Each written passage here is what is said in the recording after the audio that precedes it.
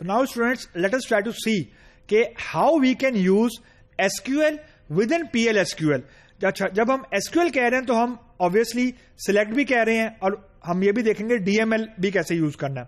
तो this is one of the core topic of our discussion, क्योंकि हमने basically PL/SQL को SQL कहा ही इसलिए है कि there is a possibility of using SQL within PL, यानी प्रोग्रामिंग लैंग्वेज के साथ हम SQL के कंस्ट्रक्ट्स भी यूज कर रहे हैं. तो अब जब हमने SQL यूज करना है PL के साथ, तो select statement as it is लिखनी है हमने, जो कि हम लिखते हैं SQL के अंदर नॉर्मल. फर्क सिर्फ ये है कि सिलेक्ट इनटू का एक नया क्लॉज है हमारे पास, या एक कीवर्ड है. सिलेक्ट सारे कॉलम नेम, उसके बाद इनटू, उसके बाद वेरिएबल के नेम. ये हम अभी एग्जांपल करेंगे तो आपको और क्लियर हो जाएगा कि select static from table name for example हम लिख रहे हैं तो ये वैसे ही आएगा. फर्क सिर्फ ये आएगा कि स्टैटिक के बाद और फ्रॉम से पहले इनटू का एक कीवर्ड आ जाएगा, और जितने भी वेरिएबल डेटाबेस के होंगे, स्टैटिक मीन फॉर एग्जांपल में डेटाबेस के टेबल के अंदर 6 वेरिएबल्स हैं, तो वो 6 वेरिएबल्स डिक्लेयर होने चाहिए इनटू के कीवर्ड के बाद और फ्रॉम से पहले, क्योंकि द आइडिया इज कि हम डेटाबेस के कॉलम से वैल्यू रीड करेंगे और उन वैल्यूज को लोड करेंगे अपने लोकल वेरिएबल्स के अंदर. जो डेटाबेस के कॉलम होंगे वो इनटू से पहले आएंगे, स्टैटिक या कॉलम नेम, और जो लोकल वेरिएबल्स होंगे वो इनटू के बाद आएंगे, जो मैंने डिक्लेरेशन सेक्शन में डिक्लेयर किए होंगे. That's a core thing. बाकी from, where, having, group by, order by, उसमें कोई फर्क नहीं है. फर्क सिर्फ और सिर्फ इनटू क्लॉज के अंदर है सिलेक्ट के बाद, कि select column name into variable name, फिर from, table name and so on.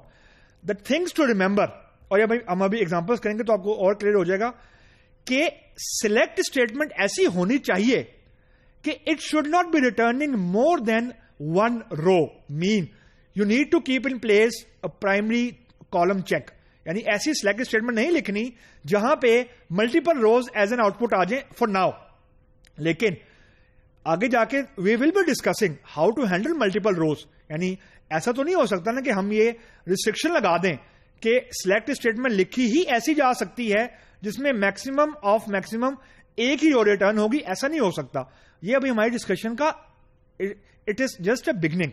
तो अभी हमने सिलेक्ट स्टेटमेंट जो लिखनी है, we have to make sure कि हमने ऐसी सिलेक्ट स्टेटमेंट लिखी है कि उसके आउटपुट के अंदर, सिलेक्ट स्टेटमेंट के आउटपुट के अंदर as a result single row return हो रही हो या कोई भी रो रिटर्न ना हो रही हो. The moment your select statement will return more than one row, it will throw an exception कि जी multiple rows are return. So we have to be very very conscious कि कोई ऐसी सिलेक्ट स्टेटमेंट ना लिखें जिससे मल्टीपल रोज रिटर्न होने का चांस हो. And the best check to make sure कि मल्टीपल रोज रिटर्न ना हो, वेयर क्रॉस के अंदर प्राइमरी की कॉलम के ऊपर कोई चेक लगा दें. तो it is a pretty reliable check कि मल्टीपल रोज रिटर्न नहीं होंगी. That's one key thing to remember. The last key thing to remember is कि इनटू से पहले और इनटू के बाद एक तो नंबर ऑफ कॉलम सेम होने चाहिए. फॉर एग्जांपल सिलेक्ट के बाद मैंने 3 कॉलम का नेम लिखा, इनटू के बाद मैंने 2 लोकल वेरिएबल्स का नाम लिख दिया, तो it is an error. Number of columns before into and after into should be same. That's point number 1. Point number 2, data type of the columns before into respectively after into should be same.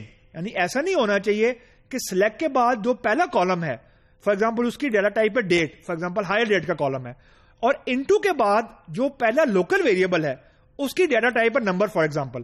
तो number of columns before and after तो same हो जाएंगे यानी 1, लेकिन data type mismatch है. तो हमने 2 चीजों का ख्याल रखना है कि number of columns before and after into the count should be same, the count of variables and the count of number of columns should be same, and the data type of the corresponding column before and after into should be same. तो ये 2-3 चीजें हमें दिमाग में रखनी है while we will be implementing the select into clause.